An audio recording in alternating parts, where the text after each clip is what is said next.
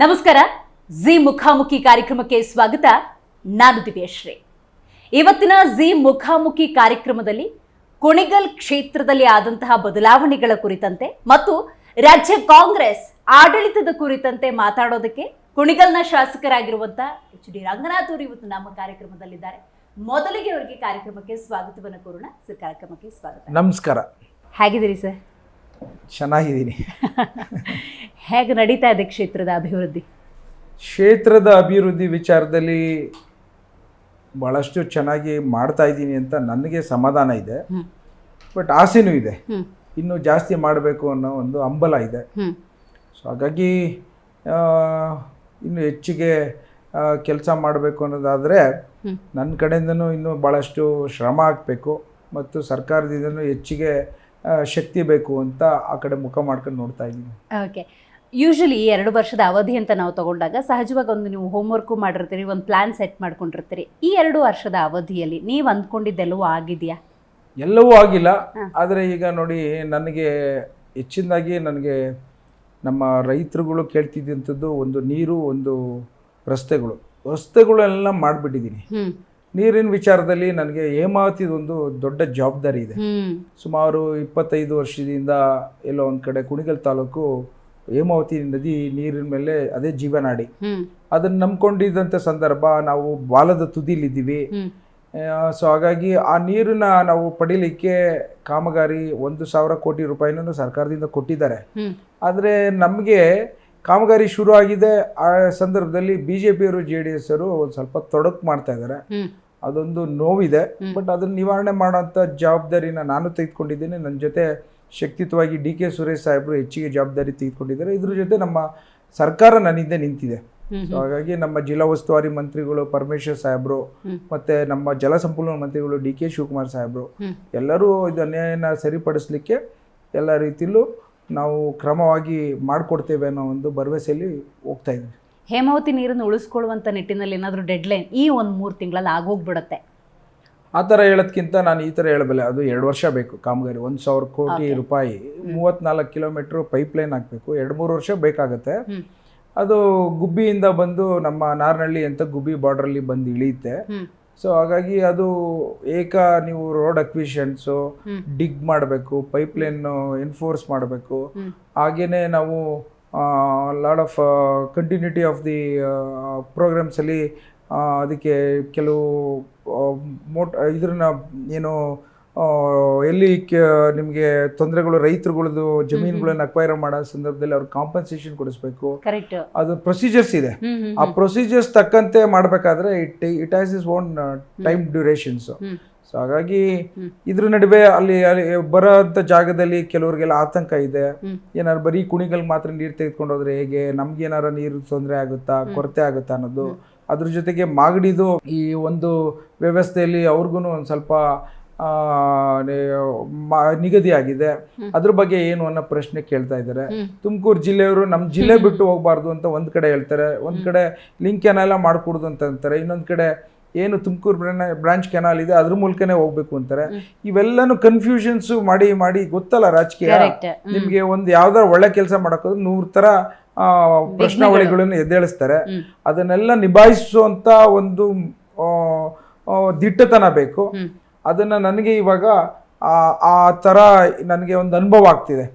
ಹೋರಾಟ ಯಾವುದೇ ಒಂದು ಕೆಲಸ ಮಾಡಬೇಕಾದ್ರೂ ನೀರಿನ ಹೋರಾಟದಲ್ಲಿ ಹಿಂದೆ YK ರಾಮಯ್ಯನವ್ರು ಯಾವ ರೀತಿ ಮಾಡಿದ್ರು, ಉಚ್ಮಾಸ್ತಿಗೌಡರು ಯಾವ ರೀತಿ ಮಾಡಿದ್ರು, ಆ ಒಂದು ಸಣ್ಣ ಪುಟ್ಟ ಹೆಜ್ಜೆಗಳಲ್ಲಿ ಏನೇ ಒಳ್ಳೆ ಮಾಡಬೇಕಾದ್ರೂ ಅದಕ್ಕೆ ನಾನಾ ಥರ ಅಡಚಣೆಗಳು ಬರೋಂಥದ್ದು ಯಾವ ರೀತಿ ಬರುತ್ತೆ, ಯಾವ ರೀತಿ ಅದನ್ನ ಪ್ರತಿಯೊಂದು ಹಂತದಲ್ಲೂ ಸಮಸ್ಯೆನ ನಿವಾರಣೆ ಮಾಡ್ಕೊಂಡು ಹೋಗುವಂತ ಒಂದು ಜವಾಬ್ದಾರಿ ನನ್ನ ಮೇಲೆ ಇರೋದ್ರಿಂದ ಇದೊಂದು ದೊಡ್ಡ ಅನುಭವದ ಒಂದು ಹೋರಾಟ ಅಂತಾನೆ ಹೇಳ್ಬೋದು ನಾನು. ಈಗ ಜಮೀನ್ ಪೋಡಿ ಮಾಡೋದಿರ್ಬೋದು, ರೆವಿನ್ಯೂ ಅಲ್ಲೂ ಸ್ವಲ್ಪ ಸಮಸ್ಯೆ ಇದೆ ಸರ್, ಇದು ಹೆಂಗೆ ಅಂತ? ಹೌದು. ಈಗೇನಾಗುತ್ತೆ, ಈ ಹೇಮಾವತಿ ವಿಚಾರದಲ್ಲಿ ಹೇಳ್ತಾ ಇದ್ದೀರಾ? ಇಲ್ಲ, ನಮ್ಮ ಹೇಮಾವತಿ ಈಗ ಕೆಲವು ನಾವೆಲ್ಲ ರೋಡ್ ಮಧ್ಯೆ ತರೋದು ಅಂತ ಮಾತಾಡ್ಕೊಂಡಿದ್ದೋ. ಅದಕ್ಕೋಸ್ಕರ ನಮ್ಮ DK ಸುರೇಶ್ ಸಾಹೇಬರು ಸ್ವಂತ ಹಣದಿಂದ DPR ಮಾಡಿಸಿದ್ರು. ಈಗೇನಾಗಿದೆ, ಅಕ್ವಿಷನ್ಸ್ಗೆ ಕೆಲವು ಕಡೆ ಕ್ರಾಸು ಟರ್ನ್ಸು ಮತ್ತು ಕೆಲವು ರೈತರುಗಳು ಆ ರೋಡ್ಗಳನ್ನ ನೀವು ಅಕ್ವೈರೇ ಮಾಡಿಲ್ಲ, ನಾವು ಮೊದಲಿಂದ ರೋಡ್ಗೋಸ್ಕರ ಬಿಟ್ಟಿದ್ದು, ಬಟ್ ಇದಕ್ಕೋಸ್ಕರ ಆದ್ರೆ ನೀವು ಕಾಂಪನ್ಸೇಷನ್ ಕೊಡಬೇಕು ಅಂತ ಈಗ ಪ್ರಶ್ನೆಗಳೇನು ಎತ್ತಿದ್ದಾರೆ. ಅದು ತಕ್ಕಂತೆ ನಾವು SLOಗಳು ಮತ್ತು DC ಗಳು ಯಾವ್ದಾವ್ದು ಈ ತರ ಕಂಪ್ಲೀಟ್ ಆಗಿ PWDಗೆ ಮತ್ತೆ ರೂರಲ್ ಡೆವಲಪ್ಮೆಂಟ್ ಅವ್ರಿಗೆ ಆ ರಸ್ತೆಗಳನ್ನ ಯಾವುದನ್ನ ಹ್ಯಾಂಡ್ ಓವರ್ ಮಾಡ್ಕೊಂಡಿಲ್ಲ, ಅವ್ರಿಗೆ ಮತ್ತೊಮ್ಮೆ ಈಗ ಕಾಂಪನ್ಸೇಷನ್ ಕೊಡೋಂಥ ಹಂತದಲ್ಲಿ ಭಾಳಷ್ಟು ಕಮಿಟಿ ಮೀಟಿಂಗ್ಗಳು ಆಗ್ತಾ ಇದೆ. So it takes its own time. ಇರುವಂಥ 3 ವರ್ಷದ ಅವಧಿಯಲ್ಲಿ ಇದನ್ನ ನಾನು ಅಂದ್ಕೊಂಡಿದ್ದೀನಿ, ಇದನ್ನ ರೀಚ್ ಮಾಡ್ತೀನಿ ಅನ್ನೋದಾದ್ರೆ ಏನೆಲ್ಲ ಗೋಲ್ ಸೆಟ್ ಮಾಡ್ಕೊಂಡಿದ್ದೀರಿ? ಒಂದು ನನಗೆ ಎಜುಕೇಷನ್ದು, ನನಗೆ ಐ ವಾಂಟ್, ನಮ್ಮಲ್ಲಿ ಸೈನ್ಸ್ ಸ್ಟೂಡೆಂಟ್ಸ್ ತುಂಬ ಜನ ಇದ್ದಾರೆ, ಅವರಿಗೆ ನೀಟು ಮತ್ತು CET ಕೊಡಿಸ್ಬೇಕು ಅಂತ ಕೇಳ್ತಾ ಇದ್ದಾರೆ. ಸೊ ಅದು ಒಂದು ಪ್ರೈಮರಿ ಆಬ್ಜೆಕ್ಟಿವ್ ನನಗೆ. ಎರಡನೇದು, ನನಗೆ ಭಾಳ ದಿನದಿಂದ ನಮ್ಮ ಸಾಹೇಬ್ರಿಗೆ ಕೇಳ್ಕೊತಾ ಇದ್ದೀನಿ, ಸ್ಕೂಲ್, ಇಂಟರ್ನ್ಯಾಷನಲ್ ಸ್ಕೂಲು, ಒಂದು ಒಳ್ಳೆ ಗುಣಮಟ್ಟದ ಇಂಟರ್ನ್ಯಾಷನಲ್ ಸ್ಕೂಲ್, ಅವರೇನೋ ಬಂದು ಇಲ್ಲೆಲ್ಲೋ ಬೆಂಗಳೂರಲ್ಲಿ national public school, Oxford schools ಮತ್ತೆ ಬೇರೆ ಬೇರೆ ಸ್ಕೂಲ್ಸ್ಗಳಲ್ಲಿ ಸೇರಿಸ್ಬೇಕು ಅಂತ ಭಾಳಷ್ಟು ಆಸೆ ಪಟ್ಟಿರೋ ಕುಟುಂಬಗಳು ಇದೆ. ಆ ಥರ ಕ್ವಾಲಿಟಿ ಸ್ಕೂಲ್ಸ್ಗಳನ್ನ ಈಗ ನಮ್ಮಲ್ಲೇ ನಮ್ಮ ಸಾಹೇಬ್ರ ಮಗಳು Aishwarya, she has taken the schools in charge to the next level. Correct. ಆ ಥರದ್ದು ಏನಾರ ಮಾಡಿ ನಾನು ಹಳ್ಳಿಗೆ ತರ್ಬೋದಾ ಅನ್ನೋ ಒಂದು ಪ್ರಯತ್ನದಲ್ಲಿ ಈಗ ಸ್ಕೂಲ್ ಒಂದು ಇಂಟರ್ನ್ಯಾಷನಲ್ ಲೆವೆಲ್ ಸ್ಕೂಲನ್ನು ಮಾಡಬೇಕು ಅಂತ ಹೊರಟಿದ್ದೀನಿ. ಮೂರನೇದು, ಇವತ್ತಿನ ದಿನ ಆರೋಗ್ಯ ಕಡೆ ಯಾವ ರೀತಿ ಗಮನ ಹರಿಸ್ಬೇಕು ಅಂತೇಳಿ ನಮ್ಮಲ್ಲಿ ಹೆಚ್ಚಿಗೆ ಹೆರಿಗೆ ಆಗುತ್ತೆ. ಹೆರಿಗೆ ಆಗಂಥದ್ದು ನಾರ್ಮಲ್ ಡೆಲಿವರಿ ಒಂದು ಕಡೆ, ಕೆಲವು ಕಾಂಪ್ಲಿಕೇಟೆಡ್ ಡೆಲಿವರೀಸ್ ಆಗುತ್ತೆ. ಏನಂತಂದರೆ ಯುಟ್ರಸ್ ಬಂದು ಪ್ಲಾಸೆಂಟಾ ಪ್ರೀವಿಯಾ ಅಂತ ನಮ್ಮ ಮೆಡಿಸಿನ್ಸ್ ಹೇಳ್ತಾರೆ, ಆ ಥರದ್ದು. ಇಲ್ಲ ಬ್ರೀಚ್ ಪ್ರೆಸೆಂಟೇಷನ್ ಅಂದರೆ ಮಗು ತಲೆ ಬದಲು ಬೇರೆ ಪ್ರೆಸೆಂಟೇಷನು, ಕುಂಡಿ ಪ್ರೆಸೆಂಟೇಷನ್ ಮಾಡಿದಾಗ ಕಾಂಪ್ಲಿಕೇಶನ್ ಆಗೋದು ಒಂದು ಕಡೆ. ಆಮೇಲೆ ತಾಯಿಗೆ BP ಇದ್ದಾಗ ಯಾವ ರೀತಿ ನಾವು ಎಕ್ಲಾಂಪ್ಸಿಯಾ ಆಗ್ದಂಗೆ ಮ್ಯಾನೇಜ್ ಮಾಡೋದು ಒಂದು ಕಡೆ. ಈ ಥರ ಡೆಲಿವರೀಸ್ ಕಾನ್ಸಂಟ್ರೇಷನ್ನೇ ಒಂದು ಮೆಟರ್ನಲ್ ಚೈಲ್ಡ್ ಹೆಲ್ತ್ ಹಾಸ್ಪಿಟಲ್ ಅಂತ ನಮ್ಮ DK ಸುರೇಶ್ ಸಾಹೇಬರು ಮತ್ತು ನಾನು ಚಿಂತನೆ ಮಾಡಿ ಸುಮಾರು 60 ಕೋಟಿ ರೂಪಾಯಿದು 100 ಬೆಡ್ ಸುಸಜ್ಜಿತ ಆಸ್ಪತ್ರೆ ಶುರು ಮಾಡಬೇಕಂತ ಕನಸಿತ್ತು. ಅದು ಶೀಘ್ರದಲ್ಲೇ ಲೋಕಾರ್ಪಣೆ ಮಾಡ್ತೇವೆ. ಅದ್ರ ಜೊತೆಗೆ ಇವತ್ತು ಕೊನೆಯದಾಗಿ ನನಗೆ ಡಾಂಬರೀಕರಣದ ವಿಚಾರದಲ್ಲಿ ರಸ್ತೆಗಳನ್ನ ಹೇಗಾದ್ರೂ ಮಾಡಿ, ಹಳ್ಳಿಗಳಲ್ಲಿ ಸಾಕಷ್ಟು 50 ಮನೆ 100 ಮನೆ ಇದೆ, ಅವರು ಮನೆಗಳ ಮುಂದೆ ಇನ್ನೂ ಮಣ್ಣಿನ ರಸ್ತೆ ಇದೆ, ಅದನ್ನ CC ರಸ್ತೆಗಳು ಮಾಡಬೇಕು ಅನ್ನೋದು ಬಹಳ ಕೆಟ್ಟ ಆಸೆ ಇದೆ. ಅದಕ್ಕೆ ಸಾಕಷ್ಟು ಹಣಗಳು ಬೇಕು. ಈಗಾಗಲೇ 300 ಕೋಟಿ ರೂಪಾಯಿ ರಸ್ತೆಗಳನ್ನ ಕುಣಿಗಲ್ ತಾಲೂಕಿಗೆ ತಂದಿದ್ದೀನಿ, ಇನ್ನೂ ಸಾಲ್ತಾ ಇಲ್ಲ. ಸೊ ಹಾಗಾಗಿ ಅದ್ರ ಬಗ್ಗೆನೂ ಒಂದು ಸ್ವಲ್ಪ ನನ್ನ ಆಲೋಚನೆ ಇದೆ. ಇದ್ರ ಜೊತೆಗೆ ಹೇಗಾದ್ರೂ ಮಾಡಿ ಒಂದು 5,000 ಕುಟುಂಬದವ್ರಿಗೆ 1 to 5 ಅಂತ ಏನಂತಾರೆ ದುರಸ್ತಿ ಮಾಡಿ, ಅವರಿಗೆ ಆ ಪೋಡಿಗಳು ಮಾಡಿ, ಆ ಚೆಕ್ ಬಂದುಗಳನ್ನು ಹಾಕಿ, ಆ ಜಾಗಗಳ ರೈಟ್ಸ್ ಹಕ್ಕನ್ನ ಕೊಡಿಸೋಂಥ ಒಂದು ವ್ಯವಸ್ಥೆನ ನಾನು ತಹಸೀಲ್ದಾರ್ ಮೂಲಕ ಮಾಡ್ತಾ ಇದ್ದೀನಿ.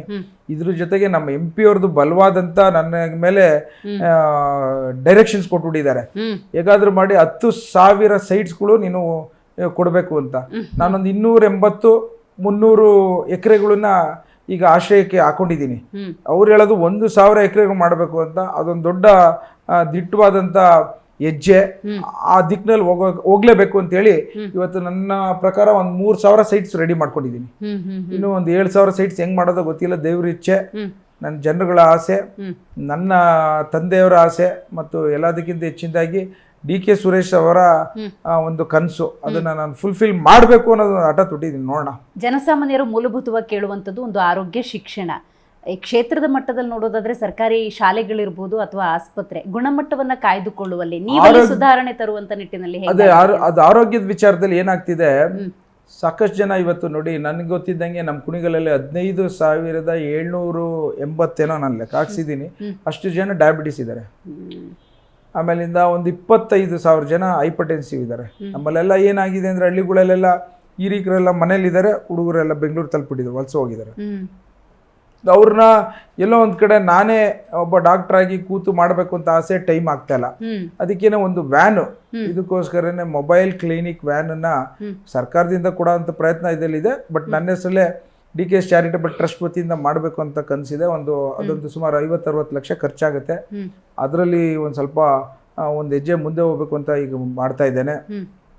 ಇದ್ರ ಜೊತೆಗೆ ಹೇಗಾದ್ರೂ ಮಾಡಿ ನಮ್ಮ ಜಾಬ್ ಕ್ರಿಯೇಷನ್ಸ್, ಅದು that is the biggest dream ನಂದು.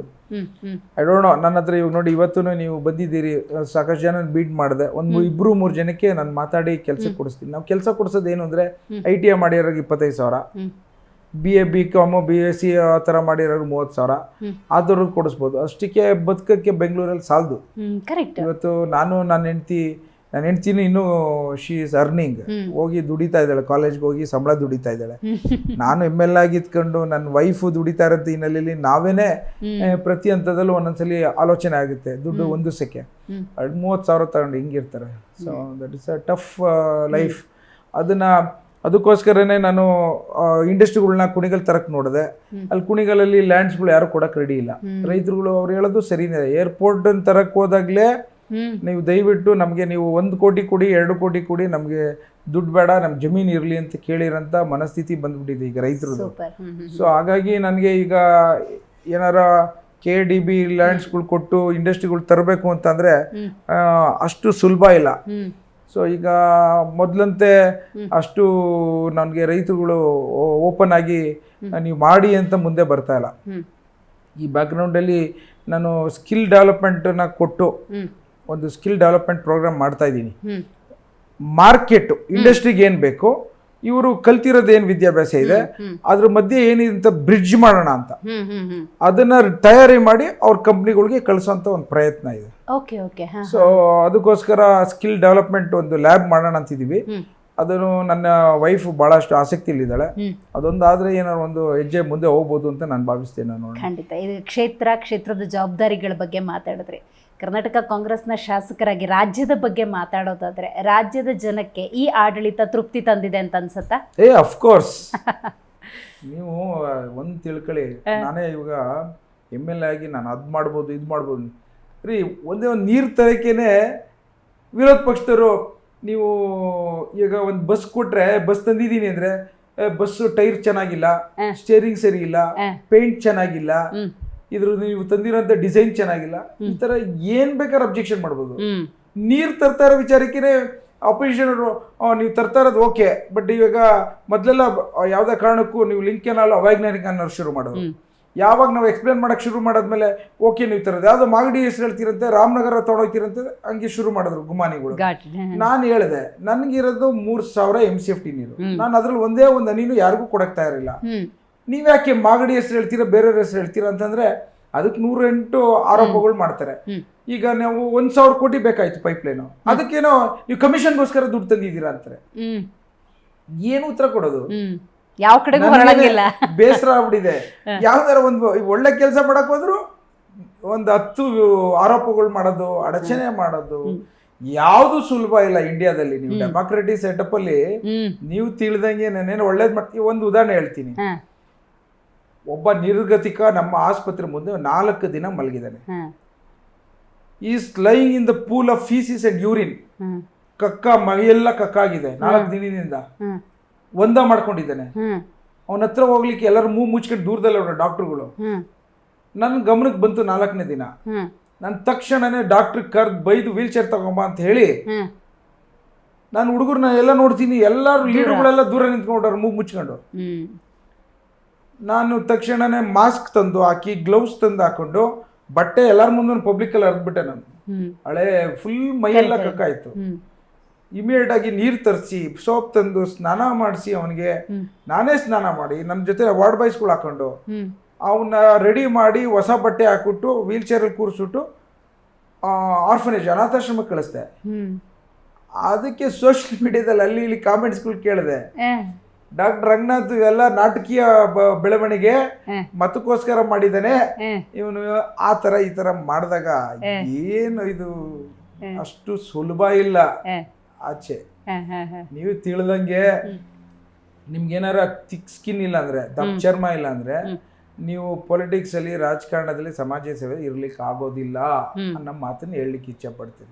ರೈಟ್. BR ಪಾಟೀಲ್ ಅವ್ರ ಬಗ್ಗೆ ಮಾತಾಡೋದಾದ್ರೆ, ವಸತಿ ಇಲಾಖೆಗೆ ಸಂಬಂಧಪಟ್ಟಂತೆ ಜವಾಬ್ದಾರಿಯುತ ಶಾಸಕರಾಗಿ ಆಗ್ತಿರುವಂತಹ ಅನ್ಯಾಯವನ್ನ ಪ್ರಶ್ನೆ ಮಾಡಿದ್ದಾರೆ ಅಂತ ಅನ್ಕೋಬೇಕಾ, ಅಥವಾ ಅದಕ್ಕೊಂದು ಮಾತು, ನಾನು ಬಹಳಷ್ಟು ಜನ ಮಂತ್ರಿಗಳು ನೋಡಿದ್ದೀನಿ. ಜಮೀರ್ ಅವರು ಇದಾರಲ್ಲ, ಒಂದ್ಸಲಿ ಎಲ್ಲಾರ ಒಂದ್ ಕಡೆ ಹೋದ್ರೆ ಅವರೇ ನಾನು ತಿಳಿದಂಗೆ 10 ಲಕ್ಷ 20 ಲಕ್ಷ, ಬಡವ್ರಿಗೆ 1 ಲಕ್ಷ, ಆಟೋ 1 ಲಕ್ಷ, ಮನೆಗೆ 1-2 ಲಕ್ಷ, ಕುಟುಂಬಕ್ಕೆ ಮದ್ವೆಗೆ ಅದು ಇದು ಕೊಡ್ತೇನೆ ಇರ್ತಾರ್ರಿ. ನಾನು ಯಾವತ್ತೂ ಯಾವ ಲೀಡ್ರು ಆ ಥರ ದುಡ್ಡು ಕೊಡೋವಂಥದ್ದು ನೋಡಿಲ್ಲ. ಎಲ್ಲಿ ತರ್ತಾರೋ ಬಿಡ್ತಾರೆ ಬೇರೆ ಪ್ರಶ್ನೆ. ಅವರು ಮೊದಲಿಂದನೂ ಒಂದು ಸ್ವಲ್ಪ ಬಾಂಬೆಲೆಲ್ಲ ಹೋಗಿ ಬಿಸ್ನೆಸ್ ಮಾಡ್ಕೊಂಡು ಆರ್ಥಿಕವಾಗಿ ಬಲಿಷ್ಠರಿದ್ದಾರೆ. ಆ ಥರ ಹೋಗ್ಬಿಟ್ಟು ಮನೇಲಿ 25,000 30,000 40,000 ತೆಗೆದುಕೊಂಡು ಬದುಕುವಂಥ ದಾರಿದ್ರತೆ ನಾನು ಜಮೀರ್ ಅವ್ರ ಹತ್ರ ನೋಡಿಲ್ಲ. ಸೊ ಹಾಗಾಗಿ BR ಪಾಟೀಲ್ ಅವರು ಯಾವ ಉದ್ದೇಶಕ್ಕೆ ಹೇಳಿದ್ದಾರೆ ಅನ್ನೋದನ್ನ ನಾನು ಅರ್ಥ ಮಾಡ್ಕೊಳಕ್ಕೆ ಆಗ್ತಾನೆ ಇಲ್ಲ. ಏನೋ ಬೇರೆದು ಹೇಳಿದ್ರೆ ನಾವೇನಾರು ನಂಬೋದಾಯ್ತು. ಒಂದು. ಎರಡನೇದು ಅವ್ರು ಏನಾರ ಹತ್ರ ಹೇಳಂಗಿದ್ದಿದ್ರೆ ಪಾರ್ಟಿ ಇಂಟರ್ನಲ್ ಪಾರ್ಟಿ ಆಫೀಸ್ ಮೀಟಿಂಗ್ಗಳಲ್ಲಿ ಹೇಳ್ಬೇಕು ಅವರು. ಕರೆಕ್ಟ್. ಅದನ್ನ ಪ್ರೂವ್ ಆದ್ಮೇಲೆ ಬೇಕಾದ್ರೆ ಪಬ್ಲಿಕಲ್ಲಿ ಹೇಳಿ ಅದನ್ನ ಆಯ್ತು ಅಂತ ಅಂದ್ಬಿಟ್ಟು ಯಾವುದೇ ಕಾರಣಕ್ಕೂ ಹೈಕಮಾಂಡರ್ ಆಗಲಿ ನಮ್ಮಲ್ಲಾಗಲಿ ಪಾರ್ಟಿಲಿ ಈ ಥರ ಕರಪ್ಷನ್ಸ್ ಏನೋ ಪ್ರೂವ್ ಆದರೆ ಇರಿಸ್ಕೊಳಲ್ಲ. ಸುಮ್ಮನೆ ಇವಾಗ ನಮ್ಮ ಬೋಟು ಚೆನ್ನಾಗಿ ಹೋಗ್ತಾ ಇದೆ. ಯಾರಿಗೂ ಇಲ್ದಿರಂತ ಇಡೀ ಪ್ರಪಂಚಕ್ಕೆ, ಇಡೀ ಭಾರತದ ರಾಷ್ಟ್ರಕ್ಕೆ ಒಂದು ಮಾದರಿಯಾದಂಥ ಒಂದು ಗ್ಯಾರಂಟಿ ಸ್ಕೀಮ್ನ ಬಡವರು ಕೊಟ್ಟಿದ್ವಿ. ಅಂತ ಒಂದು ಸರ್ಕಾರ ಇವತ್ತು ದಕ್ಷತೆಯಲ್ಲಿ ಸಿದ್ದರಾಮಯ್ಯನವರು ಗೌರ್ಮೆಂಟ್ನ ಸರ್ಕಾರವನ್ನು ಮುಂದೆ ತೆಗೆದುಕೊಂಡು ಹೋಗ್ತಾವ್ರೆ. ಭಾಳಷ್ಟು ನಿಷ್ಠಾವಂತರಾಗಿ ಇವತ್ತು ವೆರಿ ಗುಡ್ ಆರ್ಗನೈಸ್ ಸಂಘಟನೆ ಮಾಡಿಕೊಂಡು DK ಶಿವಕುಮಾರ್ ಸಾಹೇಬರು ಪಕ್ಷವನ್ನು ಮುಂದೆ ತೆಗೆದುಕೊಂಡು ಹೋಗ್ತಾರೆ. ಸುಮ್ಮನೆ ಈ ಥರ ಎಲ್ಲ ಹಗುರವಾದಂಥ ಹೇಳಿಕೆ ಕೊಟ್ಟು ಪಾರ್ಟಿಗೆ ಡಿಸ್ಟರ್ಬ್ ಮಾಡೋದು ನಾನು ಒಪ್ಪಲ್ಲ. ನಾನು ಒಂದ್ಸತಿ ಮಾತಾಡಿದ್ರೆ ಬ್ಯಾಡ್ ಫ್ರಮ್ ಇಸ್ ಇದು ನಾನು ಅವ್ರ ಮೇಲೆ ಭಾಳಷ್ಟು ಅಪಾರವಾದ ಗೌರವ ಇದೆ. ಅವ್ರು ಈ ಥರ ಹೇಳೋದೆಲ್ಲ ಸೂಕ್ತ ಅಲ್ಲ. ಆಮೇಲಿಂದ ಪಾರ್ಟಿಗೂ ಡ್ಯಾಮೇಜ್ ಆಗುತ್ತೆ, ಆಮೇಲೆ ಪಬ್ಲಿಕ್ ಕನ್ಫ್ಯೂಷನ್ ಆಗುತ್ತೆ. ನಾನು ಒಪ್ಪೋದಿಲ್ಲ ಇದನ್ನ. ನನಗೆ 2,200 ಮನೆ ಕೊಟ್ಟಿದ್ದಾರೆ. ₹1 ಯಾರತ್ರ ನನ್ಗೆ ಯಾರಿಗೂ ಕೊಟ್ಟಿಲ್ಲ. ನನ್ಗೆ ಹೋಗಿ ಕೇಳಿದ್ರೆ ಬರ್ಕೊಟ್ರು ಆಯ್ತು. ಅವ್ರು ಯಾವ ರೀತಿ ಹೇಳಿದ್ರು ನನಗೆ ಶಾಕ್ ಆಗ್ಬಿಟ್ಟಿದ್ದೀನಿ ನಾನು. ಸರ್, ಇದು ಒಂದ್ಸತಿ ಅಲ್ಲ, ಈ ಹಿಂದೆ ಕೂಡ ಅನುದಾನದ ವಿಚಾರವಾಗಿ ಓಪನ್ ಸ್ಟೇಟ್ಮೆಂಟ್ ಕೊಟ್ಟಿದ್ರು ಇದೇ BR ಪಾಟೀಲ್. ಈಗ ವಸತಿ ಇಲಾಖೆ ಬಗ್ಗೆ ಮಾತಾಡ್ತಿದ್ದಾರೆ ಅಂತ ಹೇಳಿದ್ರೆ ಎಲ್ಲೋ ಮಿಸ್ ಆಗ್ತಿದೆ ಅಂತ ಅನ್ಸಲ್ವಾ? ಏನಪ್ಪ ಈ ತರ ಹಗುರವಾಗಿ ಬೇರೆಯವ್ರ ಮೇಲೆ ಆರೋಪ ಮಾಡೋದನ್ನ ನಾನು ಖಂಡಿಸ್ತೀನಿ. BR ಪಾಟೀಲ್ ಬಹಳ ಹಿರೀಕರು. ಅವರಿಂದ ನಾವು ಇದನ್ನ ನಿರೀಕ್ಷೆ ಪಟ್ಟಿರ್ಲಿಲ್ಲ. ನಾವೆಲ್ಲ ಬಹಳಷ್ಟು ಸಣ್ಣ ವ್ಯಕ್ತಿಗಳು ಕಾಂಗ್ರೆಸ್ ಪಕ್ಷದಲ್ಲಿ. ಅವರಿಂದ ಇನ್ನು ದೊಡ್ಡ ಮಟ್ಟದಲ್ಲಿ ಸಂಘಟನೆ ಶಕ್ತಿಗೆ ಎಕ್ಸ್ಪೆಕ್ಟ್ ಮಾಡ್ತೀವಿ, ನಿರೀಕ್ಷೆ ಮಾಡ್ತೀವಿ. ಸೊ ಹಾಗಾಗಿ ಇದು ವಿಚಾರದಲ್ಲಿ ಅವರು ಈ ಥರದ ವಿಚಾರಗಳು ಏನೇ ಇದ್ರೂ ಪಾರ್ಟಿ ಪ್ರೆಸಿಡೆಂಟ್ ಇದ್ದಾರೆ DK ಶಿವಕುಮಾರ್ ಸಾಹೇಬರು, ಚೀಫ್ ಮಿನಿಸ್ಟರ್ ಸಿದ್ದರಾಮಯ್ಯ ಸಾಹೇಬರು ಹೋಗಿ ಹೇಳ್ಕೋಬೇಕು. ಅವ್ರಿಗೆ ಎಲ್ಲ ವಿಚಾರಕ್ಕೂ ಟೈಮ್ ಕೊಡ್ತಾರೆ, ಕೇಳ್ಕೋಬೇಕು. ಆ ವಿಚಾರದಲ್ಲಿ ಇದು ಮುಂದಿನ ದಿನಗಳಲ್ಲಿ ಈ ಥರ ಹೇಳಿಕೆಗಳು ಬರ್ಕೂಡ್ದು ಅನ್ನೋದನ್ನ ನಾನು ನಿಮ್ಮ ಮೂಲಕ ಅಪೇಕ್ಷೆ ಪಡೋದನ್ನು ನಾ ಎಕ್ಸ್ಪ್ರೆಸ್ ಮಾಡ್ತಾ ಇದ್ದೀನಿ. ರೈಟ್. ನೀವು ನಿಮ್ಮ ಕ್ಷೇತ್ರದ ಬಗ್ಗೆ ಮಾತಾಡಬೇಕಾದ್ರೂ ಕೂಡ ಇನ್ನು ಮುಂದಿನ 3 ವರ್ಷಗಳಲ್ಲಿ ಈ ಥರದ ಪ್ಲ್ಯಾನ್ಸ್ ಇದ್ದಾವೆ, ಅನುದಾನಗಳು ಹಿಂಗೆ ಬರ್ತಿದೆ, ಈ ಥರ ರೆಸ್ಪಾನ್ಸಿಬಿಲಿಟಿ ತೊಗೊಂಡಿದ್ದೀವಿ, ಬರೋಂಥ ಅನುದಾನ ಸ್ವಲ್ಪ ಕರೆಕ್ಟ್ ಸಮಯಕ್ಕೆ ಬಂದರೆ ಇನ್ನೂ ಚೆನ್ನಾಗಿ ಮಾಡ್ಬೋದು ಅನ್ನುವಂಥ ವಿಚಾರವನ್ನೇ ಪ್ರಸ್ತಾಪ ಮಾಡಿದ್ರಿಂದಾಗಿ ರಾಜು ಕಾಗೆ ಅವರು, ಬೇಳೂರು ಗೋಪಾಲಕೃಷ್ಣ ಅವರು, ನಾನು ಅದನ್ನೇ ಸ್ವಲ್ಪ ಎಕ್ಸ್ಟೆನ್ಷನ್ ಆಗಿ ಹೇಳೋದಾದರೆ BR ಪಾಟೀಲ್ ಅವರು, ರಾಜು ಕಾಗೆ ಅವರು, ಮೊಳಕಾಲ್ಮೂರು ಶಾಸಕರು ಗೋಪಾಲಕೃಷ್ಣ ಅವರು ಕೂಡ ನಂಗೆ ಮೋರಿಕಟ್ಟಕ್ಕೂ ಅನುದಾನ ಇಲ್ಲ ಅಂತಾರೆ. ಅಂದ್ರೆ ಅವ್ರು ಬೇರೆ ಕಾಂಟೆಕ್ಸ್ಟ್ ಅಲ್ಲಿ ಹೇಳಿದ್ರ ಅಥವಾ ಬೇರೆ ಧಾಟಿಲಿ ಹೇಳ್ತಿದಾರ? ಇವಾಗ ನಾನು ಟೂರಲ್ಲಿ ಇದ್ದೀನಿ ನಮ್ಮ ಕುಣಿಗಲ್ ತಾಲೂಕಲ್ಲಿ. ಹೋಗ್ತಿದ್ದಂಗೆನೆ ಜನ ಈ ಎಷ್ಟೇ ಮಾಡಿದ್ರು ಇವಾಗ ಆಸೆ, ಈಗ ನಮ್ಮ ಮನೆ ಮುಂದೆನೂ ಇವಾಗ ಒಂದ್ ಸ್ವಲ್ಪ ಕರ್ಬ್ಸ್ಗಳು ಏನೋ ಬ್ರೇಕ್ ಆಗಿದೆ, ರೆಡಿ ಮಾಡಿ ಅಂತ ಹೇಳ್ತೀವಿ. ಹಂಗೆ MLA ಬಂದವ್ರ ಅಂತ ಹೇಳ್ತಾರೆ. ಎಲ್ಲಾನು ಒಂದೇ ಸಲ ಮಾಡ್ಲಿಕ್ಕೆ ಆಗಲ್ಲ. See this is India. We are 1.5 billion people are there. And ಕರ್ನಾಟಕದಲ್ಲಿ 7 ಕೋಟಿ ಜನ ಇದ್ದಾರೆ. ಇವತ್ತು ನಾನೊಂದು ಪ್ರಶ್ನೆ ಮಾಡ್ತೀನಿ. ನಾವು 4 ಲಕ್ಷ ಕೋಟಿನ ಹಣವನ್ನ ಸಂಗ್ರಹಣ ಮಾಡಿ ಕೇಂದ್ರ ಸರ್ಕಾರಕ್ಕೆ ಕಳಿಸಿದಾಗ ಕೇಂದ್ರ ಸರ್ಕಾರದಲ್ಲಿ ಎಷ್ಟು ಕೊಡ್ತಾರೆ? 30,000 35,000 ಕೋಟಿ ಕೊಡ್ತಾರೆ. ಇವರು ಒಂದ್ ಕಡೆ ಕೇಂದ್ರ ಸರ್ಕಾರದವರು ನಮ್ಗೆ ತಾರತಮ್ಯ ಮಾಡ್ತಾರೆ ಒಂದ್ ಕಡೆ. ಇನ್ನೊಂದ್ ಕಡೆ ಸರ್ಕಾರದಲ್ಲಿ ಇವತ್ತು ನಾವು ಗ್ಯಾರಂಟಿ ಸ್ಕೀಮ್ ಕೊಟ್ಟು 65,000 ಅದಕ್ಕೋಸ್ಕರ ಮುಡುಪಾಗಿಟ್ಟವ್ರೆ. ಇದ್ರ ಮಧ್ಯೆ ಸಿದ್ದರಾಮಯ್ಯ ಸಾಹೇಬ್ರು ಮತ್ತು DK ಶಿವಕುಮಾರ್ ಸಾಹೇಬ್ರು ಬ್ಯಾಲೆನ್ಸ್ ಮಾಡಬೇಕು. ಸೊ ಹಾಗಾಗಿ ಒಂದೇ ಸಲ ಹಣವನ್ನು ಕೊಡ್ಲಿಕ್ಕೆ ಆಗೋದಿಲ್ಲ. ಅದನ್ನ ಈಗ ಆಯ್ತು, ಹಿಂದೇನು ಸರ್ಕಾರದಲ್ಲೂ ಎಲ್ಲ ಪ್ರಾಬ್ಲಮ್ಸ್ ಇತ್ತು, ಯಡಿಯೂರಪ್ಪ ನಡೆಸಬೇಕಾದ್ರು ಪ್ರಾಬ್ಲಮ್ಸ್ ಇತ್ತು, ಎಲ್ಲ MLAs ಎಲ್ಲ ಸಿಕ್ಬಿಡ್ತಿತ್ತ. ಹಾಗಾಗಿ ಚರಂಡಿಗಳು, ರೋಡ್ಗಳು, ರಸ್ತೆಗಳು ಒಂದ್ ಕಡೆ ಅದನ್ನ ನಾವು ಅರ್ಥ ಮಾಡ್ಕೋಬೇಕು. ಇನ್ನೊಂದ್ ಕಡೆ MLAರದು ಕಷ್ಟ ಸುಖನ CM ಸಾಹೇಬ್ರು ಮತ್ತು ಎಲ್ಲರೂ ಅರ್ಥ ಮಾಡ್ಕೋಬೇಕು. ಯಾವ ತರ ಅಂದ್ರೆ ಇವರು ಆದಷ್ಟು ಇವ್ರದ್ದು ಏನೇನು ಇಶ್ಯೂಸ್ಗಳಿದೆ ಒಂದ್ ಸ್ವಲ್ಪ ಟೈಮ್ ಕೊಡ್ಬೇಕಾಗುತ್ತೆ ಅಂತ ಅನ್ಸುತ್ತೆ. ಈಗ ನಾನು ಯೋಚನೆ ಮಾಡಿದಾಗ ವಾಪಸ್ ರಿವರ್ಸ್ ಇಂಜಿನಿಯರಿಂಗ್ ಅಲ್ಲಿ ಇವರೆಲ್ಲ MLAsಗಳು ಏನೇನು ಅವರ ಅಸಮಾಧಾನ ಎಕ್ಸ್ಪ್ರೆಸ್ ಮಾಡಿದ್ದಾರೆ, ಆ ವಿಚಾರದಲ್ಲಿ ಸಿದ್ದರಾಮಯ್ಯ ಸಾಹೇಬರು ಮುಂದಿನ ತಿಂಗಳಲ್ಲಿ ನಮ್ಮನ್ನೆಲ್ಲ ಕರೆಸಿ ಮಾತನಾಡ್ತಾರೆ ಅಂತ ನಾನು ಎಕ್ಸ್ಪೆಕ್ಟ್ ಮಾಡ್ತೀನಿ. ವಿರೋಧ ಪಕ್ಷದವ್ರು ವಿರೋಧ ಮಾಡಿದ್ರೆ ಅದು ವಿರೋಧ ಮಾಡಕ್ ಇದಾರೆ ಅಂತಾನೆ ಅನ್ಕೋಬಹುದು. ಸ್ವಪಕ್ಷದ ನಾಯಕರು ಈ ತರ ಓಪನ್ ಸ್ಟೇಟ್ಮೆಂಟ್ ಕೊಡ್ತಿರೋದ್ರಿಂದಾಗಿ ವಿಚಾರಕ್ಕೆ that is the internal democratic vibrations in Congress. ನಮ್ಮಲ್ಲಿ ನನ್ಗಿರಂತ ಸಣ್ಣ ಪುಟ್ಟ ವೇದನೆನೂ ಸಹ ನಾವು ಪಬ್ಲಿಕ್ ಅಲ್ಲಿ ಹೇಳ್ಕೊಂಡು ಅದನ್ನ ಸ್ಪಂದನೆ ಸಿಗುವಂತ ಒಂದು ಶಕ್ತಿ ಏನಾದ್ರು ಯಾವ್ದಾರ ಪಕ್ಷದಲ್ಲಿ ಇದೆ ಅಂದ್ರೆ ಅದು ಕಾಂಗ್ರೆಸ್ ಪಕ್ಷ. That is what I C positive side from this incidence. Sir ಸ್ವಲ್ಪ ಹಂಗೆ ಪಾಸ್ ತಗೊಂಡ್ರೆ ಬಾಯಿ ಮುಚ್ಕೊಂಡು ಕೆಲಸ ಮಾಡಿ, ಹಂಗೆ ಮಲ್ಲಿಕಾರ್ಜುನ್ ಖರ್ಗೆ ಅವರು ಹೇಳೋ ಮಟ್ಟಕ್ಕೆ ತಗೊಂಡು ಹೋಗ್ತಿರಲ್ಲ. ಹೌದು, ಅವರೆಲ್ಲ ಖರ್ಗೆ ಸಾಹೇಬ್ರವರ ಎಕ್ಸ್ಪೀರಿಯನ್ಸು, ಖರ್ಗೆ ಸಾಹೇಬ್ರು ಪಟ್ಟಿರೋಂಥ ಶ್ರಮ, ಪಾರ್ಟಿಗೋಸ್ಕರ ಅವ್ರು ಕೊಟ್ಟಿದ್ದಂಥ ತ್ಯಾಗ, ಅವರು ಇವತ್ತಿನ ದಿನ ಅವ್ರ ನೋವನ್ನ ಹೇಳ್ಕೊತಾ ಇದ್ದಾರೆ. ಕಷ್ಟ ಪಟ್ಕೊಂಡು ಪಾರ್ಟಿ ಕಟ್ಟಿದೀವಿ, ನೀವು ಹೊಸ್ದಾಗಿ ಬಂದ್ಬಿಟ್ಟು ಈ ತರ ಎಲ್ಲ ಹೇಳಿಕೆ ಕೊಟ್ಟು ನೀವು ಪಾರ್ಟಿಗೆಲ್ಲ ಡ್ಯಾಮೇಜ್ ಮಾಡ್ಕೊಡ್ದು ಅನ್ನೋ ವಾರ್ನಿಂಗ್ ಕೊಟ್ಟಿದ್ದು ಅವತ್ತು ನಿಜ. ಯಾಕೆಂದ್ರೆ ಕೆಲವರೆಲ್ಲ ಮಂತ್ರಿಗಳು ಸುಮ್ಮನೆ ಬೇಡದಿರೋದನ್ನೆಲ್ಲ ವಿಚಾರ ಎತ್ತಿದಾಗ, ಪಾರ್ಟಿ ಡಿಸ್ಟರ್ಬೆನ್ಸ್ ಆದಾಗ ಈ ಮಾತುಗಳು ಹೇಳಿದ್ದು ಸಹ ನಿಜ. ನಾನು ಸಹ ಅಲ್ಲಿ ಇಲ್ಲಿ ಸಿಕ್ತಾಗೆಲ್ಲ ಮೀಡಿಯಾದವ್ರ ಮುಂದೆ ಎಕ್ಸ್ಪ್ರೆಸ್ ಮಾಡಿದ್ದು. ಸೊ ಇದನ್ನು ಇವತ್ತಿನ ದಿನ MLAs ಏನು ಎಕ್ಸ್ಪ್ರೆಸ್ ಮಾಡ್ತಾ ಇದ್ದಾರೆ, ಆ ಕಷ್ಟ ಸುಖಗಳನ್ನ ಸಮರ್ಥವಾಗಿ ನಿಭಾಯಿಸುವಂತ ಶಕ್ತಿ ಸಿದ್ದರಾಮಯ್ಯ ಸಾಹೇಬ್ರಿಗೆ ಮತ್ತು DK ಶಿವಕುಮಾರ್ ಸಾಹೇಬ್ರಿಗೆ ಇದೆ ಅಂತ ನಾನು ಭಾವಿಸ್ತೇನೆ. ಸರ್, ಕಾಂಗ್ರೆಸ್ ಅಲ್ಲಿ ಏನಾದ್ರು ಬಣ ಇದೆಯಾ? ಯಾಕೆಂದ್ರೆ KN ರಾಜಣ್ಣ ಅವರದೇನೋ ಸೆಪ್ಟೆಂಬರ್ ಕ್ರಾಂತಿ ಅಂತಿದ್ದಾರೆ. ರಾಜಣ್ಣವರು ಈಗ ನನಗೂ ರಾಜಣ್ಣವ್ರ ವಿಚಾರದಲ್ಲಿ ಬಹಳಷ್ಟು ಕೆಲವು ವಿಚಾರಗಳಲ್ಲಿ ನಾನು ಅವ್ರ ಜೊತೆ ಕಿತ್ತಾಡ್ತೀನಿ, ಕಿತ್ತಾಡ್ತೀನಿ ಅವ್ರ ಜೊತೆ. ನಾನು ಅಸೆಂಬ್ಲಿಲೇ ಹೇಳಿದೆ ನನ್ಗೆ ಸಹಕಾರ ಸಿಗ್ತಾ ಇಲ್ಲ ಸಹಕಾರ ಮಂತ್ರಿಗಳಿಂದ ಅಂತ. ಬಟ್ ನಾನು ಅಲ್ಲೇನೋ ಒಂದ್ ಕಡೆ ಅಸಮಾಧಾನ ಆಗಿರೋದನ್ನ ನಾನು ಡೈಜೆಸ್ಟ್ ಮಾಡ್ಕೊತೀನಿ ಪಾರ್ಟಿಗೋಸ್ಕರ. ನಾನು ಯಾವುದೇ ಕಾರಣಕ್ಕೂ ರಾಜಣ್ಣ ಮಂತ್ರಿಗಳು ವಿರುದ್ಧ ನಾನು ಮಾತಾಡ್ಲಿಕ್ಕೆ ಹೋಗೋದು ಇಲ್ಲ. ಯಾಕೆಂದ್ರೆ ಅವ್ರಿಗೇನೇ ಇದ್ರು ನಾನು ಯಾರಿಗಾರು ನಮ್ಮ ಲೀಡರ್ಸ್ಗಳಿಗೆ ಹೇಳಿ ಈ ತರ ಆಗ್ತಾ ಇದೆ ತೊಂದರೆ ಅಂತ ಹೇಳಿ ಕಳಿಸ್ತೀನಿ, ಇಲ್ಲ ಅವ್ರು ಸಿಕ್ತಾಗ ಹೇಳ್ತೀನಿ. ಆ ಸ್ವತಂತ್ರ ನನಗಿದೆ. ಹಂಗಂತ ಅಂದ್ಬಿಟ್ಟು ನೀವು ಪಾರ್ಟಿಗೆ ಡ್ಯಾಮೇಜ್ ಆಗಂತ ಹೇಳಿಕೆಗಳು ಕೊಟ್ಟಾಗ ಎಲ್ಲ ಒಂದ್ ಕಡೆ ನೂರಾರು ಜನ ಕಾರ್ಯಕರ್ತಗಳು, ಲಕ್ಷಾಂತರ ಮತದಾರರನ್ನ ನಮ್ಮ ಕಾಂಗ್ರೆಸ್ ಪಕ್ಷಕ್ಕೆ ಆಶೀರ್ವಾದ ಮಾಡಿದ್ದಾರೆ. ರಾತ್ರಿ ಆಗ್ಲೂ ಬಾವುಟ ಕಟ್ಟಿದ್ದಾರೆ. ಎಷ್ಟೊಂದ್ ಜನ ಮತದಾರರಿಗೆ ಹೋಗಿ ಕನ್ವಿನ್ಸ್ ಮಾಡಿದ್ದಾರೆ, ಏನಾರ ಮಾಡಿ ನಮ್ಮ ಪಾರ್ಟಿ ಬರ್ಲಿ, ಇದಕ್ಕೋಸ್ಕರ ಈ ಸಲ ನಾವು ಬಡವರಿಗೆ ಸೇವೆ ಮಾಡ್ತೀವಿ ಅಂತ ಹೇಳಿಕೆ ಕೊಟ್ಟು ಬಂದ್ಬಿಟ್ಟಿರ್ತೀವಿ. ಈಗ ಹಗುರವಾಗಿ ಈ ತರ ಹೇಳಿಕೆಗಳು ಕೊಟ್ಟಾಗ ಇದು ದೊಡ್ಡವ್ರಿಗೆ ಏನು ಹೊರಟಾಗಲ್ಲ, ಕಾರ್ಯಕರ್ತರು ಇದಾರಲ್ಲ ಅವ್ರಿಗೆ ನೋವಾಗುತ್ತೆ, ಮನ್ಸು ಹಿಂಡಂಗಾಗತ್ತೆ.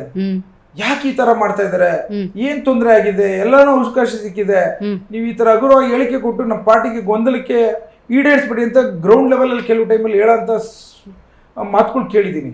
ಆ ಕಾರಣಕ್ಕೋಸ್ಕರ ನಿಮ್ ಮುಂದೆ ನಾನು ಕೇಳ್ಕೊತೀನಿ, ಯಾರು ಮಂತ್ರಿಗಳಾಗ್ಲಿ ಯಾರು ಶಾಸಕರಾಗ್ಲಿ ಏನೇ ಇದ್ರು ದಯವಿಟ್ಟು ಹೋಗಿ ಪಾರ್ಟಿಲಿ ಹೈಕಮಾಂಡ್ ಇದೆ, ನಮ್ಮ ಅಧ್ಯಕ್ಷರಿದ್ದಾರೆ, ಚೀಫ್ ಮಿನಿಸ್ಟರ್ ಇದೆ, ಅವ್ರ ಹತ್ರ ಹೇಳ್ಕೊಳ್ಳಿ ಅಂತ ನಾನು ನನ್ನ ಅಪೇಕ್ಷೆ. ನಾನೊಬ್ಬ ಸಣ್ಣ ಕಾರ್ಯಕರ್ತನಾಗಿ ಹೊಸದಾಗಿ ಶಾಸಕನಾಗಿ ಇವತ್ತು ನಾವೆಲ್ಲ ಪಾರ್ಟಿಗೆ ಬೈಂಡಿಂಗ್ ಇರ್ಬೇಕು. ಶಿಸ್ತಿನ ಸಿಪಾಯಿ ಆಗಿದ್ಕೊಂಡು ಅಧ್ಯಕ್ಷರು ಏನ್ ಕೇಳ್ತಾರೆ ಅದನ್ನ ತಲೆ ಬಾಗಿಸಿ ಸಿರಸಾವಹಿಸಿ ಎಷ್ಟೇ ನೋವಿದ್ರು ಜೀರ್ಣಿಸ್ಕೊಂಡು ಕಾರ್ಯಕರ್ತರುಗಳ ಮುಖ ನೋಡ್ಕೊಂಡು ಅವನ್ನ ತ್ಯಾಗ ಮಾಡೋಂಥ ಮನೋಭಾವನೆ ಇರಬೇಕು ಅನ್ನೋದನ್ನ ನಾನು ಅಪೇಕ್ಷೆ ಪಡ್ತೀನಿ. ಭಾರಿ ಬದಲಾವಣೆ ಅಂತ KN ರಾಜಣ್ಣ ಅವ್ರು ಹೇಳಿದ್ರೆ, ಸತೀಶ್ ಜಾರಕಿಹೊಳಿ ಅವರು ಅಂಥದ್ದೇನಿಲ್ಲ, ಸಂಪುಟದಲ್ಲಿ ಏನೋ ಸಣ್ಣ ಪುಟ್ಟ ಬದಲಾವಣೆ ಅಂತಾರೆ. ಈ ಒಂಥರ ಗೊಂದಲ ಸರ್ ಇದು. 2.5 ವರ್ಷ ಆದ್ಮೇಲೆ ನಿಮ್ಗೆ ಸಾಮಾನ್ಯವಾಗಿ ಮಾರ್ಕ್ಸ್ ಕಾರ್ಡ್ ಹಿಡಿತಾರೆ ಮಂತ್ರಿಗಳದು. I agree. ಆ ಮಾರ್ಕ್ಸ್ ಕಾರ್ಡ್ ಮೇಲೆ ಯಾರು ಹೊಸ ಯಾವ್ದಾರ ಮೈನಾರಿಟೀಸ್ಗಳು ಏನಾರು ಬಿಟ್ಟೋಗಿರ್ತಾರ, ಕೆಲವು ಬ್ಯಾಕ್ವರ್ಡ್ ಕಮಿಟೀಸ್ ಏನಾರ ಕೆಲವ್ರಿಗೆ ಪ್ರಾಮುಖ್ಯತೆ ಕೊಡ್ಬೇಕಾ, ಮೈಕ್ರೋ ಬ್ಯಾಕ್ವರ್ಡ್ ಕಮಿಟೀಸ್ ಯಾರು ನೋಡ್ಬೇಕಾ, ಇನ್ನ ಮೆಜಾರಿಟಿ ಕಮ್ಯುನಿಟೀಸ್ಗೆ ಏನಾರ ಸಪೋರ್ಟ್ ಕೊಡ್ಬೇಕಾ, ಇಲ್ಲ ಫೇಸ್ ವ್ಯಾಲ್ಯೂ ಏನಾರು ಚೇಂಜ್ ಮಾಡ್ಬೇಕಾ, ಇಲ್ಲ ಕೆಲವು ಮಂತ್ರಿಗಳು ಒಂದು ಸೀನಿಯರ್ಸ್ಗಳು ಕೊಟ್ಟಾದ್ಮೇಲೆ ಯಂಗ್ಸ್ಟರ್ಸ್ ಕೊಡ್ಬೇಕಾ, ಇವೆಲ್ಲ ಅಪ್ಸ್ ಅಂಡ್ ಡೌನ್ಸ್ ಮಾಡ್ತಾರೆ. ಯಾವುದೇ ಹೈಕಮಾಂಡ್ ಆದ್ರೂ ಬಿಜೆಪಿಲೂ ನಡೆದಿರೋಂಥದ್ದು 3 ಸಲ 3 ಮುಖ್ಯಮಂತ್ರಿನ ಕೊಟ್ಟರು. ಹಂಗೆ ನಮ್ಮಲ್ಲಿ ಕ್ಯಾಬಿನೆಟ್ ಮಿನಿಸ್ಟ್ರೀಸ್ದು ರೀಶಫ್ಲಿಂಗು ತಪ್ಪೇನಿಲ್ಲ ಅಂತ ನಾನು ಅನ್ಕೋತೀನಿ. Okay okay okay. ಏನ್ 2 ವರ್ಷ ಆದ್ಮೇಲೆ ಇನ್ನು ಹೊಸಬ್ರು ಕೊಡ್ಲಿ ಬಿಡಿ, ಏನಂತೆ. ಅವರು ಜವಾಬ್ದಾರಿಯಿಂದ ಅವ್ರ ಜವಾಬ್ದಾರಿ, ಅವ್ರಿಗೂ ಒಂದು ಅನುಭವ ಆಗತ್ತೆ, ಅವರು ಹೊಸ ಚಿಂತನೆ ತರ್ತಾರೆ, ಔಟ್ ಆಫ್ ಬಾಕ್ಸ್ ಒಂದು ಹೊಸ ಯೋಜನೆಗಳು ತರ್ತಾರೆ. ಹಾಗಾಗಿ ಕೊಡೋದ್ರಿಂದ ತಪ್ಪೇನಿಲ್ಲ, ಮಾಡ್ಲಿ ಅಂತ ನಾವು ಅಪೇಕ್ಷೆ ಪಡ್ತೀವಿ. ರೀಸೆಂಟ್ ಆಗಿ ಬಹಿರಂಗ ಹೇಳಿಕೆ ಕೊಡ್ತಿರುವಂತಹ ಕೆಲವೊಬ್ಬ ಶಾಸಕರ ಹೇಳಿಕೆಗೆ ಸಂಬಂಧಪಟ್ಟಂತೆ ನಾವು ನೋಡೋದಾದ್ರೆ, ಹೆಂಗೋ ಸೆಪ್ಟೆಂಬರ್ ನವೆಂಬರ್ ಅಲ್ಲಿ ಸಂಪುಟದಲ್ಲಿ ಏನೋ ಬದಲಾವಣೆ ಸಿಗುತ್ತೆ, ಇಲ್ಲೊಂದು ಬಾಣ ಬಿಟ್ಬಿಡೋಣ ನಾವು ಸಂಪುಟಕ್ಕೆ ಸೇರ್ಕೋಬಹುದು ಅನ್ನೋ ಪ್ರಯತ್ನದ ಎಫೆಕ್ಟ್ ಇದು. ಎಲ್ಲರಿಗೂ ಆಸೆ ಇರುತ್ತೆ. ಯಾರ್ಯಾರು 3 ಟರ್ಮ್ MLA-ಗಳಾಗಿರ್ತಾರೆ, ಸೀನಿಯರ್ಸ್ ಇರ್ತಾರೆ, ನಮ್ಗೊಂದ್ಸಲಿ ಅವಕಾಶ ಕೊಡಿ ಅಂತ ಕೇಳ್ತಾ ಇರ್ತಾರೆ. ಅವ್ರದೇ ಆದಂತ ಅರ್ಹತೆಯ ಮಾನದಂಡಗಳು ಹೈಕಮಾಂಡ್ ಅವ್ರು ಇಟ್ಕೊಂಡಿರ್ತಾರೆ. ಕೇಳೋದ್ರಲ್ಲಿ ಸಹಜ, ಹೈಕಮಾಂಡ್ ತೆಗೆದುಕೊಂಡಿದ್ದಂತ ನಿರ್ಧಾರಗಳು ಫೈನಲ್ ಆಗಿರುತ್ತೆ. ರೀತಿ ನೀತಿ ಧಾಟಿ ಇವೆಲ್ಲ ಇಂಪಾರ್ಟೆಂಟ್. ಕೇಳೋ ರೀತಿಯಲ್ಲಿ ಧಾಟಿಯಲ್ಲಿ ಆ ಬಾಣ ಪ್ರಯೋಗ, ಓಪನ್ ಸ್ಟೇಟ್ಮೆಂಟ್, ಪಕ್ಷದ ಬಗ್ಗೆ ಪಕ್ಷ ಡ್ಯಾಮೇಜ್ ಆಗುತ್ತೆ ಅನ್ನುವಂತ ಅರಿವಿಲ್ವಲ್ಲ. ನಾನು ಒಪ್ಪೋದಿಲ್ಲ. ಅದು ಅವ್ರಿಗೂ ಒಳ್ಳೇದಲ್ಲ, ಪಾರ್ಟಿಗೂ ಒಳ್ಳೇದಲ್ಲ, ಜನರು ನೋಡೋರ್ಗುನು ಹಿತ ಅನ್ಸಲ್ಲ. ಆ ತರ ಭಾವನೆಯ ಹೇಳಿಕೆಗಳು ಸಲ್ಲದು ಅಂತ ನಾನು ಭಾವಿಸ್ತೀನಿ. ಓಕೆ. ಇನ್ನು ಪ್ರತಿಪಕ್ಷ ಬಿಜೆಪಿ ವಿಚಾರಕ್ಕೆ ಬರೋದಾದ್ರೆ, ಕಳೆದ 2 ವರ್ಷಗಳಿಂದ ಅವ್ರು ಹೇಳ್ತಿರುವಂತಹ ಒಂದು ಸ್ಟೇಟ್ಮೆಂಟ್ ಅಂದ್ರೆ, ಅತಿ ಶೀಘ್ರದಲ್ಲಿ ಕರ್ನಾಟಕದಲ್ಲಿ ಆಡಳಿತ ನಡೆಸ್ತಾ ಇರುವಂತಹ ಕಾಂಗ್ರೆಸ್ ಸರ್ಕಾರ ಪತನವಾಗುತ್ತೆ. ವಿರೋಧ ಪಕ್ಷದವ್ರ ಹೇಳಿಕೆ ಅವ್ರೇನ್ ನಾಳೆನೇ ಹೇಳ್ತಾರೆ. ಡೈಲಿ 5 ವರ್ಷನೂ ಹಂಗೆ ಹೇಳ್ಕೊಂಡ್ ಬರ್ತಾರೆ. ಯಾವತ್ತು ನಿಲ್ಸಿದ್ದಾರೆ, ಡೇ 1 ಯಾವತ್ತು ನಮ್ಮ ಚೀಫ್ ಮಿನಿಸ್ಟ್ರು ಮತ್ತೆ ಡೆಪ್ಯೂಟಿ ಚೀಫ್ ಮಿನಿಸ್ಟ್ರು ಓದ್ ತಗೊಂಡ್ರು ಅವತ್ತೇ ಹೇಳಿದ್ರು, ನೆಕ್ಸ್ಟ್ ಮಂತಲ್ಲಿ ಇದೆಲ್ಲ ಬದಲಾವಣೆ ಆಗ್ಬಿಡುತ್ತೆ ನೋಡಿ ಅಂತಂದ್ರು. ಗ್ಯಾರಂಟಿ ಸ್ಕೀಮ್ ಕೊಡಕ್ಕಾಗಲ್ಲ ಅಂತಂದ್ರು, ಅನುದಾನಗಳು ಇಲ್ಲ ಅಂತಂದ್ರು. 2.5 ವರ್ಷ ಬರ್ತಾ ಇದೀವಿ, ಚೆನ್ನಾಗಿ ಮೇಂಟೈನ್ ಮಾಡ್ಕೊಂಡು ಮ್ಯಾನೇಜ್ ಮಾಡ್ಕೊಂಡು ಬರ್ತಾ ಇದಾರಲ್ಲ ಚೀಫ್ ಮಿನಿಸ್ಟರ್ ಮತ್ತೆ ಡೆಪ್ಯೂಟಿ ಚೀಫ್ ಮಿನಿಸ್ಟರ್. ಹಾಗಾಗಿ ಆ ಮಾತಲ್ಲಿ ಅಂತ ಸೀರಿಯಸ್ನೆಸ್ ಆಗಿ ತಗೊಳ್ಳೋ ಅಂತ ಅವಶ್ಯಕತೆ ಇಲ್ಲ ಅಂತ ನಾನು ಭಾವಿಸ್ತೀನಿ. ಒಂದು ಒಪ್ಪಂದ ಆಗಿದೆ, ಡೆಲ್ಲಿಲಾಗಿದೆ, ಅದು 3 ಜನಕ್ಕೆ ಮಾತ್ರ ಗೊತ್ತು. 50-50 ಮಾತುಕತೆ ಆಗಿರೋದು. ಮುಂದಿನ ದಿನಗಳಲ್ಲಿ ಮುಖ್ಯಮಂತ್ರಿ ಸ್ಥಾನದಲ್ಲೂ ಬದಲಾವಣೆ ಆಗುತ್ತೆ. ನಾನು ಅದನ್ನ ಹೇಳೋಕ್ಕಿಂತ ನಮ್ಮ ಮನೇಲಿ ನಮ್ಮ ನಾಯಕರಾದ DK ಶಿವಕುಮಾರ್ ಸಾಹೇಬರು he has given his sweat and blood for the party. Loyalist, party loyalist. ಆಮೇಲೆ ನಾನು ನೋಡಿದ್ದೀನಿ ಹತ್ರದಿಂದ, ಪಾರ್ಟಿನ ತಾಯಿ ಥರ ಗೌರವ ಕೊಡ್ತಾರೆ. ಆಮೇಲೆ ಸೋನಿಯಾ ಗಾಂಧಿ ಮೇಡಮ್ ಅಂತಂದರೆ ಸ್ವಂತ ತಾಯಿ ಥರ, ಅವರು ಒಂದೇ ಒಂದು ಡೈರೆಕ್ಷನ್ ಸಾಕು. ಇವರು ಅಷ್ಟು ಪ್ರೀತಿಲಿ, ಅಷ್ಟು ಜವಾಬ್ದಾರಿ ತೆಗೆದುಕೊಂಡು ಯಾವುದೇ ಒಂದು ಮೇಡಮ್ ಕೊಟ್ಟಿರೋಂಥ ಕೆಲಸಗಳನ್ನ ಕಂಪ್ಲೀಟ್ ಮಾಡ್ತಾರೆ. ಮೊದಲೆಲ್ಲ ನಿಮ್ಗೆ ಗೊತ್ತಲ್ಲ, ಟ್ರಬಲ್ ಶೂಟರ್ ಅಂತ, ಬ್ಲೂ ಐಡ್ ಬಾಯ್ ಆಫ್ ಕಾಂಗ್ರೆಸ್ ಅಂತಿದ್ರು, ಕನಕಪುರ ಬಂಡೆ ಟ್ರಬಲ್ ಶೂಟರ್. ಹಾಗಾಗಿ ಇವತ್ತು ಇಷ್ಟೆಲ್ಲ ಒಂದು 40 ವರ್ಷ ಶೀಘ್ರವಾದಂತ ಹೋರಾಟದಲ್ಲಿ, ಸುದೀರ್ಘ ಹೋರಾಟ ಅದು, ಅವ್ರು 100% ಚೀಫ್ ಮಿನಿಸ್ಟರ್ ಆಗ್ಬೇಕು. ಈ should become a chief minister. ನನ್ನ ಅನಿಸಿಕೆ ಹೈಕಮಾಂಡ್ ಅವರು ಶೀಘ್ರದಲ್ಲೇ ಅದನ್ನೊಂದು ಅವಕಾಶ ಕೊಡ್ತಾರೆ. ಇಂಥ ಪ್ರಯತ್ನಗಳಾಗ್ತಿದ್ದಂಗೆನೆ ಇನ್ನೊಂದು ಬಣದಿಂದ ಕೌಂಟರ್ಗಳು ಬರ್ತಾನೆ ಇರುತ್ತೆ. ಅದೊಂದು ಫೇಸ್ ಮಾಡೋ ಸಿಚುವೇಶನ್ ಒಂದಾದ್ರೆ, ನಾನು ಅದಕ್ಕೊಂದು ಹೇಳ್ತೀನಿ, DK ಶಿವಕುಮಾರ್ ಸಾಹೇಬ್ರ ಚರಿತ್ರೆಯಲ್ಲಿ ಯಾವ್ದು ಸುಲಭ ಬಂದಿದೆ ಹೇಳಿ? ಎಲ್ಲದನ್ನು ಪಡಿಬೇಕು, ಅವರು ಹೋರಾಟ ಮಾಡ್ಬೇಕು. ಒಂದ್ ಸ್ವಲ್ಪ ಆ ದಿಕ್ಕಲ್ಲೇ ಅವರು ಪಡೆಯಂತ ವ್ಯವಸ್ಥೆಯಲ್ಲಿ ಇರುತ್ತಲ್ವಾ, ಅಷ್ಟು ಬಿಟ್ರೆ ನನ್ ತಿಳಿದಂಗೆ ಹೈಕಮಾಂಡ್ ಅವ್ರ ಮೇಲೆ ಸಖತ್ತು ಒಲವಿದೆ. ಯಾವಾಗ್ಲೂ ಈಸ್ ದ ಲಾಯಲಿಸ್ಟ್ ಅಂತ ಡೆಲ್ಲಿಲಿ ಹೋದ್ರೆ ಸಾಕು. DK ಶಿವಕುಮಾರ್ ತರ ಪಾರ್ಟಿಗೆ ಕಮಿಟ್ಮೆಂಟ್ ಇರಬೇಕು ಅನ್ನೋ ಮಾತು ವೈಬ್ರೇಟ್ ಆಗುತ್ತೆ. 2 ವರ್ಷದ ಹಿಂದೆ ಉಪಮುಖ್ಯಮಂತ್ರಿ ಸ್ಥಾನಕ್ಕೆ ಒಪ್ಪಿಸುವ ಸಂದರ್ಭದಲ್ಲೂ ಕೂಡ ಇಲ್ಲ ಈಗ ಸಿದ್ದರಾಮಯ್ಯನವರೇ ಮುಖ್ಯಮಂತ್ರಿಗಳಾಗ್ಲಿ, DK ಶಿವಕುಮಾರ್ ಅವರೇ ಸ್ವಲ್ಪ ಇರಿ, ತಾಳ್ಮೆಯಿಂದಿರಿ, ನೋಡಿ ನೀವೇನಾದ್ರು ಆ ಸ್ಥಾನದಲ್ಲಿ ಕೂತ್ಕೊಂಡ್ರೆ BJPಯವರು ED CBI IT ಕಳಿಸ್ಬಿಡ್ತಾರೆ ಅನ್ನುವಂಥ ವಿಚಾರವನ್ನು ಪ್ರಸ್ತಾಪ ಮಾಡಿದ್ದಾರೆ ಅಂತ ಊಹಾಪೋ, ಗೊತ್ತಿಲ್ಲ ಸರ್ ನನಗೆ. ಈಗೇನಾದ್ರೂ ಅವ್ರು ಆ ಸ್ಥಾನದಲ್ಲಿ ಕೂತ್ಕೊಂಡ್ಬಿಟ್ರೆ ಸುಮ್ಮನೆ ಬಿಟ್ಬಿಡ್ತವ ಹಂಗಾವೆ? ಈಗಲೂ ಡೆಪ್ಯೂಟಿ ಚೀಫ್ ಮಿನಿಸ್ಟರ್ ಇದ್ದಾರೆ, ಡೆಪ್ಯೂಟಿ ಚೀಫ್ ಮಿನಿಸ್ಟರ್ ಈಗಲೂ ಮಾಡ್ಬೋದಾಯ್ತಲ್ಲ, ಚೀಫ್ ಮಿನಿಸ್ಟರ್ ಆದ್ಮೇಲೆ ಮಾಡ್ಬೇಕು ಅಂತ ಏನಿದೆ? Got it. What is stopping them to do a serious action on our deputy chief minister if they want to do it, if there is any serious allegation? ಅಂದ್ರೆ ನೀವು ಮಾಡ್ತಿರೋ ಆರೋಪಗಳು ಹಂಗಾದ್ರೆ ಸುಳ್ಳಾಯ್ತು. ಹಿಂದೆ CBI, IT, EDಗಳನ್ನ ಅಸ್ತ್ರಗಳನ್ನ ಬಿಜೆಪಿ ಪ್ರಯೋಗ ಮಾಡ್ತಾ ಇದ್ದು ಸುಳ್ಳು ಅಂತ ಆಯ್ತಲ್ಲ. ಅಲ್ಲ, ನಿಮ್ಗೆ ಪ್ರಯೋಗಗಳು ಏನೇನ್ ಮಾಡ್ಬೇಕು ಎಲ್ಲ ಬಾಣಗಳನ್ನು DK ಶಿವಕುಮಾರ್ ಸಾಹೇಬ್ರ ಮೇಲೆ ಬಿಟ್ಟಾಯ್ತಲ್ಲ. ಇನ್ಯಾವ ಅಸ್ತ್ರನೂ ಇಲ್ಲ. ಬಿಟ್ರು 2017 ಅಲ್ಲಿ, 2019 ಅಲ್ಲಿ ED ಬಿಟ್ರು, 2020 ಅಲ್ಲಿ CBI ಬಿಟ್ರು. ಎಲ್ಲವೂ ಕೋರ್ಟ್ಗಳಲ್ಲಿ ಅಪರಾಧಿ ಅಲ್ಲ ಅನ್ನೋದನ್ನ, ನಿರಪರಾಧಿ ಅನ್ನೋದನ್ನ ಒಂದೊಂದಾಗಿ ಪ್ರೂವ್ ಮಾಡ್ಕೊಂಡ್ ಬರ್ತಾ ಇದೀವಿ.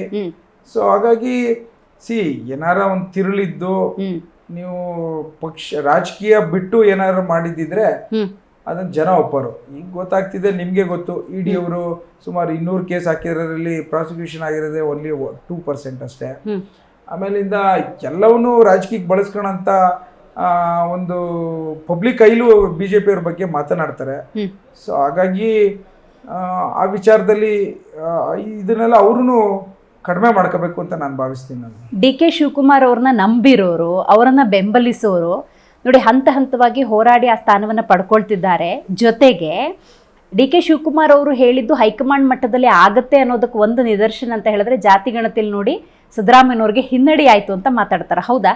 ನಾನು ಆ ದೃಷ್ಟಿಯಲ್ಲಿ ನೋಡಲ್ಲ. ನಾನು ಯಾವಾಗ ಜಾತಿ ಗಣತಿಯ ಬಗ್ಗೆ ನಮಗೆಲ್ಲ ವರದಿ ಬಂದಂಥ ಸಂದರ್ಭದಲ್ಲಿ ಕೆಲವು ಸಮುದಾಯದವರು ನಮಗೆಲ್ಲ ಒಂದ್ ಕಡೆ ಅನ್ಯಾಯ ಆಗಿದೆ ಅಂತ ಹೇಳಿ ಅಧ್ಯಕ್ಷರಿಗೆ ಮತ್ತು ಮುಖ್ಯಮಂತ್ರಿಗೆ ಹೇಳಿದಂಥ ಹಿನ್ನೆಲೆಯಲ್ಲಿ ಅವರೆಲ್ಲ ಡಿಸ್ಕಸ್ ಮಾಡಿ ಆ ಥರ ಅನ್ಯಾಯ ಆಗಿದೆ, ಸರಿಪಡಿಸೋಣ, ಪುನಃ ರಿವಿಷನ್ ಮಾಡೋಣ ಅಂತೇಳಿ ಪುನರ್ ಜಾತಿ ಗಣತಿ ಶುರು ಮಾಡಿರೋಂಥದ್ದು ಬಿಟ್ರೆ ಯಾರು ಮುನ್ನಡೆ ಯಾರು ಹಿನ್ನಡೆ ಅನ್ನೋದು ಆ ವಿಶ್ಲೇಷಣೆ ಮಾಡೋಂಥ ಅವಶ್ಯಕತೆ ಇಲ್ಲ ಅನ್ನೋದನ್ನ ನಾನು ಭಾವಿಸ್ತೀನಿ. ನಾನು ಜವಾಬ್ದಾರಿಯುತವಾಗಿ ನಿಮಗೆ ಕೊಟ್ಟಿರುವಂಥ ಟಾಸ್ಕನ್ನು ಕಂಪ್ಲೀಟ್ ಮಾಡಿರುವ ಸಂದರ್ಭದಲ್ಲೂ ಕೂಡ ಟೀಕೆ ಟಿಪ್ಪಣಿಗಳು ಬಂದರೆ ಹೆಂಗೆ ಸ್ವೀಕರಿಸ್ತೀರಿ? ಯಾಕಂದರೆ DK ಶಿವಕುಮಾರ್ ಅವ್ರಿಗೆ ಆತ್ಮೀಯರು, ಸಂಬಂಧಿಕರು, ಅದಕ್ಕೆ ಅವ್ರ ಕೆಲಸ ಆಗುತ್ತೆ, ಅದಕ್ಕೆ ಅವ್ರಿಗೆ ಅನುದಾನ ಬರುತ್ತೆ, ಈ ಥರದ್ದೆಲ್ಲ ಟಾಕ್ಸ್ ಬಂದಾಗ ಅಂದೇ ಅಂತಾರೆ. ಈಗ ನನಗೂ ತುಮಕೂರು ಜಿಲ್ಲೆಯಲ್ಲಿ ಸಾಕಷ್ಟು ನೋವಾಗ್ತಿದೆ, ನನಗೂ ತೀಡ್ತಾ ಇದ್ದಾರೆ ಬೇರೆಯವರೆಲ್ಲ ಕೆಲವರು. ಈಗ ಹೇಳದ್ನೆಲ್ಲ ಸೊ ನಾನು ಫೇಸ್ ಮಾಡ್ತಾ ಇದ್ದೀನಿ. ನನಗೂ ಏನು ಸುಲಭ ಇಲ್ಲ ದಾರಿ, ನನಗೂ ಮುಳ್ಳಿನ ಹಾದಿಗಳಿದೆ ರಾಜಕೀಯದಲ್ಲಿ. ಸೊ ಹಾಗಾಗಿ ಅದನ್ನ ನಿಭಾಯಿಸ್ಲಿಕ್ಕೆ ನನಗೆ 2 ದಿಗ್ಗಜರು ಇದ್ದಾರೆ, ನಿಜ, ಅದ್ರ ಬಗ್ಗೆ ಏನು ಡೌಟ್ ಇಲ್ಲ.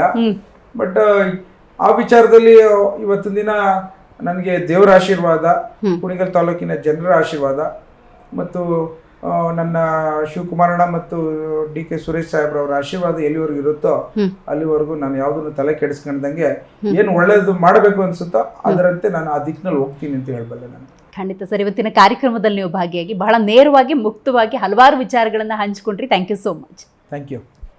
ಸೊ ನೋಡಿದ್ರಲ್ಲ ವೀಕ್ಷಕರೇ, ಡಾಕ್ಟರ್ ರಂಗನಾಥ್ ಅವರು ಶಾಸಕರು ಭಾಗಿಯಾಗಿದ್ರು ಇವತ್ತಿನ ಝೀ ಮುಖಾಮುಖಿಯಲ್ಲಿ. ನೇರ ನುಡಿಗಳು, ಸ್ಪಷ್ಟ ಮಾತು. ಕಾರಣ ಇಷ್ಟೇ, ಕೊಟ್ಟಿರುವಂಥ ಜವಾಬ್ದಾರಿಯನ್ನು ಪ್ರಾಮಾಣಿಕವಾಗಿ ನಾನು ನಡೆಸ್ಕೊಂಡು ಹೋಗ್ತಾ ಇದ್ದೀನಿ. ಇರುವಂತಹ ಅವಧಿಯಲ್ಲಿ ಸಾಕಷ್ಟು ಯೋಚನೆ ಹಾಗೂ ಯೋಜನೆಗಳಿದ್ದಾವೆ, ಆ ನಿಟ್ಟಿನಲ್ಲಿ ನನ್ನ ಪಯಣ ಅಂತ ಹೇಳ್ತಿದ್ದಾರೆ. ಆಲ್ ದ ವೆರಿ ಬೆಸ್ಟ್ ಅಂತ ಹೇಳೋಣ. ನೋಡ್ತಾ ಇರಿ ಝೀ ಕನ್ನಡ ನ್ಯೂಸ್, ಸತ್ಯವೇ ಸುದ್ದಿಯ ಜೀವಾಳ.